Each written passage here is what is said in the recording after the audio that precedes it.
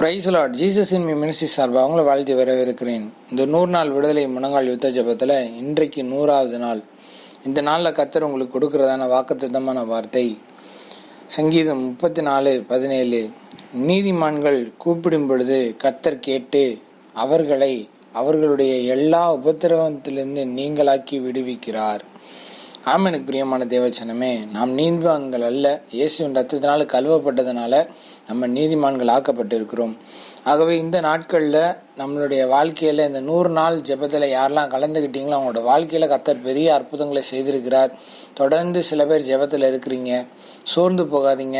கர்த்தர் நிச்சயம் உங்களுக்கு அற்புதங்களையும் அதிசயங்களோட வாழ்க்கையில் செய்வார்.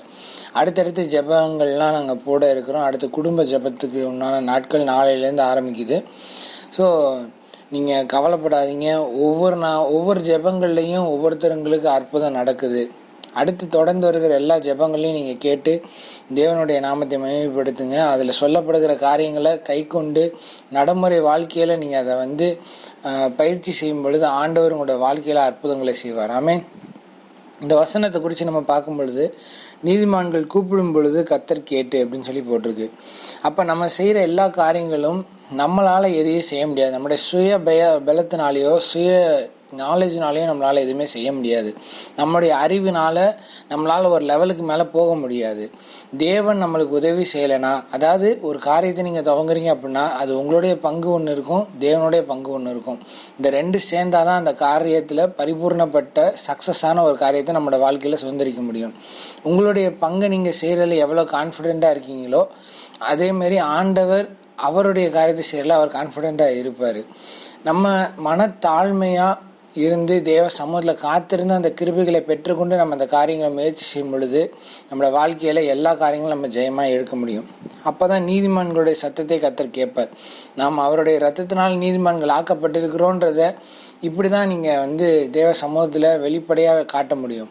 நீங்கள் எவ்வளோக்கு எவ்வளோ உங்களை நீங்கள் தாழ்த்துறீங்களோ, எவ்வளோக்கு எவ்வளோ நீங்கள் மேட்டுமே இல்லாமல் தாழ்ந்து போகிறீங்களோ, உங்களுடைய பேச்சுவார்த்தை, உங்களுடைய குணங்கள், உங்களுடைய ஆக்டிவிட்டிஸ் எல்லாத்துலேயுமே நீங்கள் தாழ்மையாக இருக்கிறீங்க அப்படின்னு சொல்லிட்டு இப்படி ஒரு மனுஷனை பார்த்ததே இல்லை அப்படின்னு சொல்லி அவங்க உங்களை குறித்து சாட்சி சொல்கிறவங்களா நீங்கள் இருந்தீங்க அப்படின்னு சொன்னால், அப்படிப்பட்ட வாழ்க்கையை நீங்கள் ப்ராக்டிஸ் பண்ணுறீங்கன்னு சொன்னால் ஆண்டவர் உங்களோட வாழ்க்கையில் பெரிய காரியங்களை செய்வார். ஆமென்.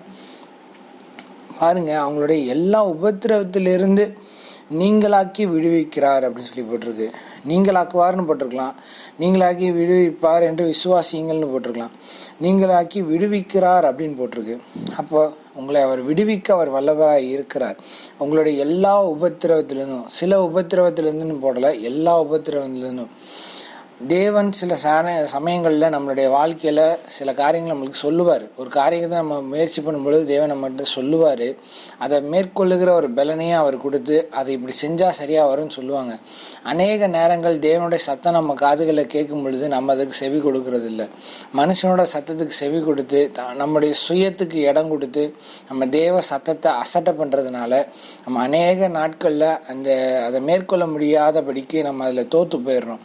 இந்த நாள்ல இருந்து நீங்கள் ஒரு பொருத்தனையாக வச்சு நீங்கள் இந்த காரியங்களில் கொஞ்சம் கவனம் செலுத்தி கொஞ்சம் உங்களுக்குள்ள சில மாற்றங்களை கொண்டு வந்தீங்கன்னு சொல்ல போனால் கர்த்தர் உங்களை எல்லா உபத்திரவம் நீங்களாக்கி விடுவிப்பார். ஆமென். நாம் ஜெபிப்போம். அன்பின் பரலோக தகப்பனே, இந்த நல்ல வேலையை நன்றி செலுத்துகிறோம். இந்த 100வது நாளில் கர்த்தர் எங்கள் வாழ்க்கையில் செய்கிற எல்லா நன்மைகளுக்காண்டி நன்றி செலுத்துக்கிறோம்ப்பா. ஆண்டவரே, இந்த 100 நாளில் அநேகருக்கு கர்த்தர் அற்புதம் செய்திருக்கிறீர், அதுக்காக நன்றி செலுத்துகிறோம். ஜெபத்தில் தொடர்ந்து தரித்திருக்கிறவங்களுக்காக நாங்கள் செபிக்கிறோம். ஆண்டவரே, இந்த நாள் வெற்றியின் நாளாய் இவர்களுக்கு அமைய தேவன் உதவி செய்யுங்கப்பா.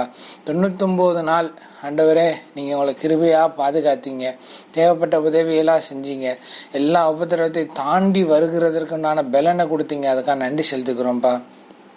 உடைக்கப்பட்ட நிலைமையிலிருந்து இவங்களை ஒரு பலனை தந்து அனுதினமும் கடந்து வர கர்த்தர் கிருபை செய்தீங்க.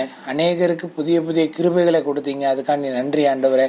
எத்தனையோ விபத்து காரியங்கள்லேருந்து கர்த்தர் நீங்களாக்கி விடுவித்திருக்கீங்க. அநேகருடைய வியாதி படுக்கையிலிருந்து சுகமாக்கி கர்த்தர் கொண்டு வந்திருக்கிறீங்க. இப்படி எத்தனையோ சாட்சிகளை கேட்க கர்த்தர் கிருபை செய்திரு ஆண்டவரே, அதுக்காண்டி ஸ்தோத்திரம் ஆண்டவரே. இன்னும் தொடர்ந்து ஜெபங்களை கேட்கிற, இதுக்கு அடுத்து வருகிற ஜெபங்களையும் கேட்கிற ஒவ்வொரு ஜனங்களையும் கர்த்தர் ஆசீர்வதிக்க முடியாது நாங்கள் செபிக்கிறோம்ப்பா. ஆண்டவரே, உம்முடைய ஆசீர்வாதத்தின் கரம் பிள்ளைகளை தொடுவதாக, அற்புதத்தின் கடம் இந்த நாளில் தொடுவதாக என்று சொல்ல நான் செபிக்கிறேன். கர்த்தர் இந்த நாளில் உங்களுடைய மகிமையை வெளிப்படுத்துங்கப்பா. ஆண்டவர் இந்த 100வது நாள் ஜெபத்தை கேட்குற ஒவ்வொருத்தரோட வாழ்க்கையிலையும் கிரகிக்க முடியாத அளவில் ஒரு ஆசீர்வாதத்தை பெற்றுக்கொள்ளும்படியாக ஆண்டவரே அவர்களுக்கு உணர்த்துகிற காரியங்களை கர்த்தர் உணர்த்துங்க. எதை விட்டு கொடுக்கணுமோ அதை விட்டு கொடுக்க கர்த்தர் கிருபை செய்யுங்க. யாரை விட்டு விலகணுமோ அவங்கள விட்டு விலக தேவன் கிருபை செய்யுங்கப்பா. அற்புதமாய் நடத்துங்க, அதிசயமாய் நடத்துங்க. நம்முடைய நாமத்தை உயர்த்துக்கிறோம். பெரிய காரியங்களை செய்யுங்கப்பா. இயேசுவின் நாமத்தின் நல்ல பிதா.